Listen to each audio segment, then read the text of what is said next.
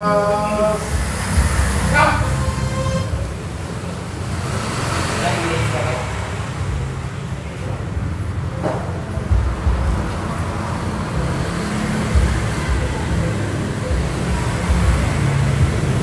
Good morning, Ma'am Sir Attendance. Isa po for Baltia, isa po for Pakulba, isa po 3 Libutan, isa po 3 Lienas, isa po 3 Rosario, isa po 3 Uba, isa po 2 Apugan, isa po 2 Halibo, isa po 2 Wow, isa po 1 Taayata, isa po 1 Eder, isa po 1 Pukol, isa po 1 Dulya, Epo 3 Bonani, Epo 3 Boray, Epo 3 Carbajal, Epo 3 Malyare, Epo 3 Romero, Patrick, Epo 3 Salyuman Loveless, Epo 3 Salyuman Frederick, Epo 3 Sumingit, Epo 2 Absedi, Epo 2 Andoy, Epo 2 Gabor,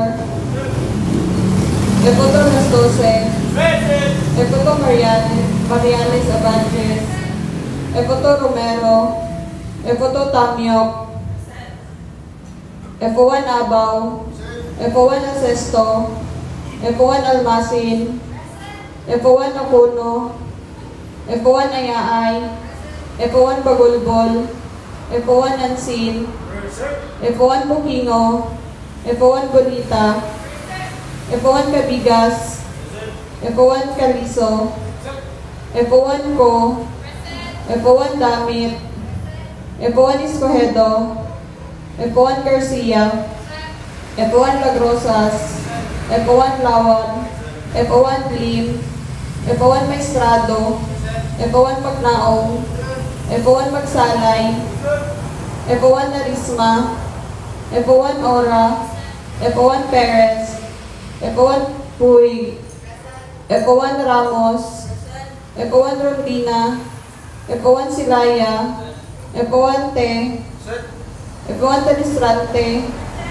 Epo 1 Ubalde, Epo 1 Umbal, Engineer De La Reta. Thank you, Ma'am Sir.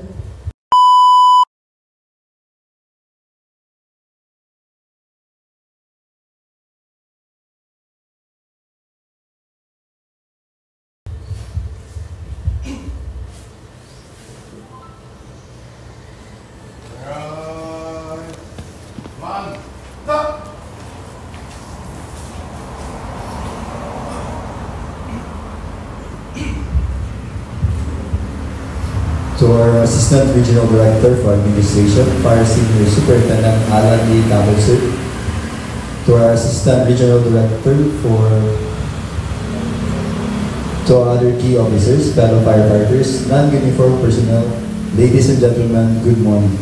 Welcome to the Bureau of Fire Protection Regional Office 10 Traditional Monday Flag Raising Ceremony. We are your hosts from the Office of the Logistics Division, headed by Fire Senior Superintendent Renate S. Verona, sir. And now, the ceremony begins.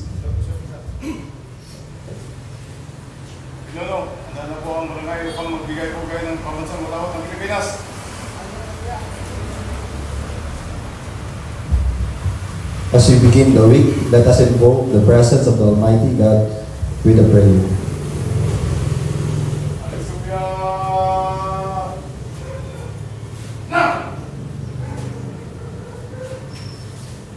Pinuno, alis kopya! Na!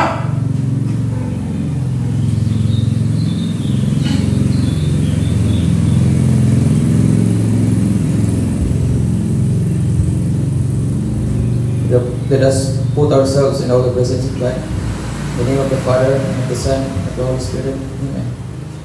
Loving and gracious Heavenly Father, we acknowledge your holy presence today. We thank you for our infinite source of peace, love, and wisdom. We know that your Holy Spirit guides us and directs us. Your love enfolds us, and your light illuminates us. Lord, we trust to you everything in our lives, despite the various challenges that we're facing in our society today. We remain steadfast cling to your words because we believe that you will always make a way for us. As we start to do the job of the week, we always pray for your spiritual guidance and direction because we are nothing without you. We need you, Father. We need you, Father God, not only in moments of great difficulty and danger, but in every second of our lives. Lord, we pray for our leaders, from the President down to the lowest position in the government. Grant them with your heavenly wisdom. Help them to lead and govern with integrity, and always give them the strength to do what is right for the benefit of everyone. As employees of the government, we likewise pray for your guidance and direction. Guide us in the work we do, that we may do it not for self alone, but for the common good. Teach us always to perform our job faithfully, diligently, so that we always be a blessing and a source of inspiration to our co-employees, especially to the people who need our services. Gives us always the strength to do the patience, to bear, and let our courage never fails. All of these things we ask and pray in Jesus' mighty name. Amen. Ano? Balik kopya. Na! Balik kopya. Na!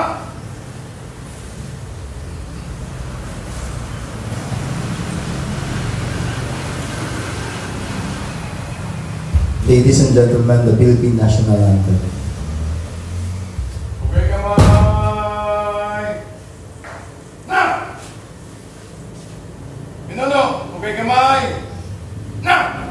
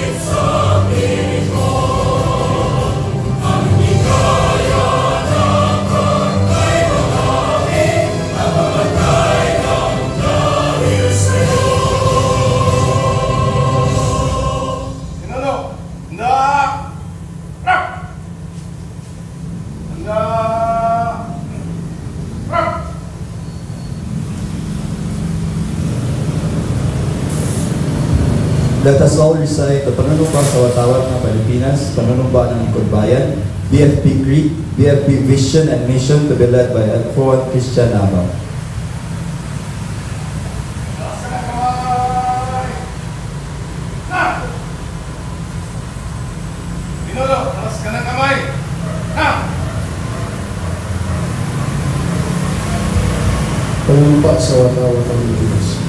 Ako ay Pilipino. Tumus-puso ng lumpa sa watawat ng Pilipinas at sa pagsama ng isa na may katarungan ng kaliwangan na pinagkikilos ng sambayan ng Diyos ang kakalikasan ng mga pangarap ng kami.